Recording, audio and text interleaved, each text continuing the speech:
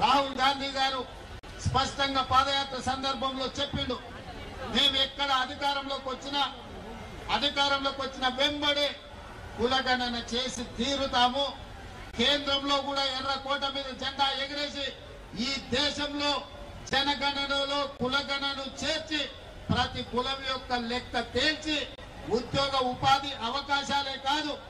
రాజకీయ రిజర్వేషన్లు కూడా పెంచుతాం దామాష ప్రకారం అని చెప్పి రాహుల్ గాంధీ గారు చెప్పడం జరిగింది.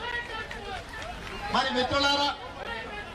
ఈ రోజు పార్టీ విధానపరమైన నిర్ణయం తీసుకొని రాహుల్ గాంధీ గారు ఈ దేశంలో ఉన్న 70 కోట్ల బలహీన వర్గాలకు మాట ఇస్తే ఆ మాట నిలబెట్టాల్సిన బాధ్యత ప్రతి ఒక్క కాంగ్రెస్ పార్టీ కార్యకర్తగా ఉన్నది. అందులో భాగంగానే నేను ఏ సామాజిక వర్గమైనా